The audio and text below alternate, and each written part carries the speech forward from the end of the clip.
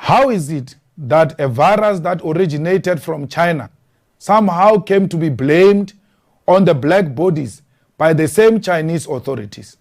In less than 100 days since the first case of coronavirus was reported in Wuhan, authorities in China are saying coronavirus is from Nigeria.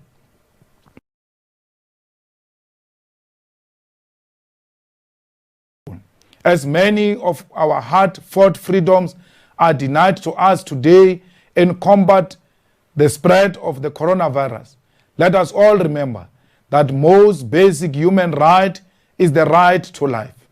To protect this right, let us all remain in our homes and observe the guidelines given to us by our respective governments across the world.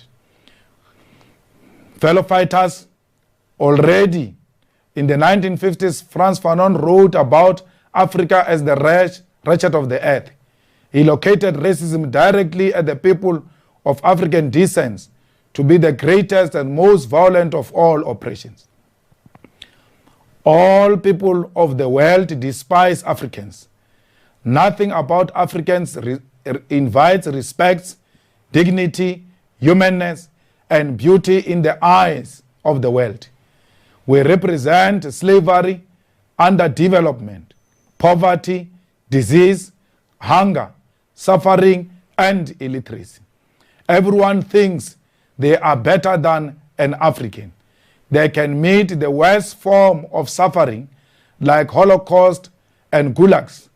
They still will see themselves as better than Africans.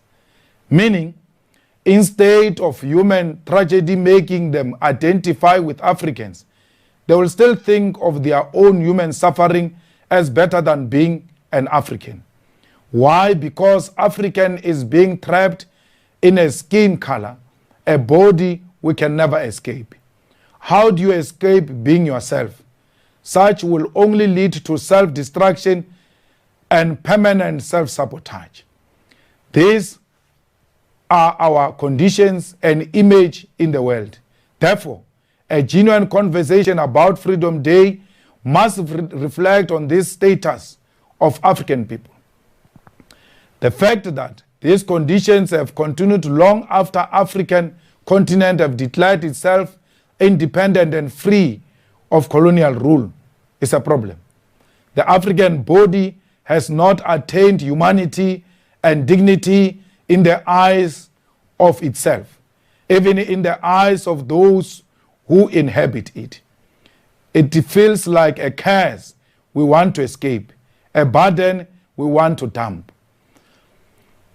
With the global outbreak of coronavirus in Wuhan, China, the black body still found its way to bearing the blame for a virus that never came from its continent. In Guangzhou province, the home to Asia's largest African migrant population, a state-sponsored propaganda has come to blame African migrants for bringing and spreading COVID-19. The local authorities have identified Africa as the source of the largest number of imported COVID-19 cases. Among all foreign cases identified in Guangzhou, 76% are said to be from African countries, including 36% from Nigeria alone. How is it that a virus that originated from China somehow came to be blamed on the black bodies by the same Chinese authorities? In less than 100 days since the first case of coronavirus was reported in Wuhan, authorities in China are saying coronavirus is from Nigeria. The black body is so despised that it must be blamed for any disease anywhere in the world. As a result of this state propaganda, African migrants are being targeted in China, beaten up randomly on the street, not allowed into shopping malls, and evicted from buildings they rent. This tragic development during a time that requires global solidarity already shows you what the world is willing to do in order to put Africa in its rightful place. At the bottom, as an evil continent infecting the whole world with death and diseases. We must not forget that just before the global outbreak of COVID-19, the world was discussing the migrant crisis in Europe, mainly from African continent. Europe, in particular, countries like Italy, France, Spain, Britain, and Germany were closing their borders against one of the largest migrant crises in centuries. The destabilization of Libya saw hundreds of thousands of African people seek asylum in Europe. This very conflict resulted in renewed slavery of African people forced into chains and free labor in the 21st century. Euro-American politics of borders and keeping the foreigners away were at the center of a new rising global order. Many people called it the return of fascism. They destabilized countries in the Middle East and Africa through brutal wars, and yet set out to build high walls to keep migrants of the very stranded countries away.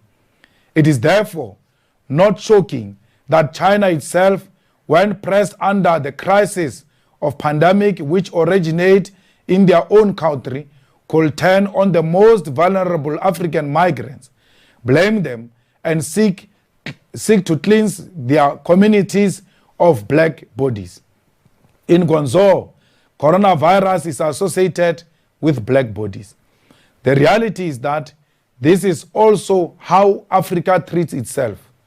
Colonization, as Fanon explained, created the condition in which we look at ourselves through the eyes of the colonizers. When we see ourselves, when we see each other, we see the indignity and animality that the colonizer sees when they look at us.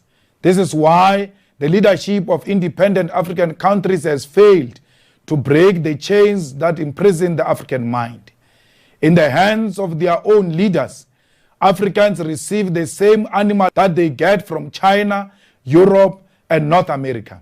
When Africans criticize their leadership for corruption, nepotism, and dictatorship, the African leadership subjects them to the same brutal massacres, imprisonments, and brutality that manifested in other countries. The African migrants receive the same treatment we see in China, right here in South Africa.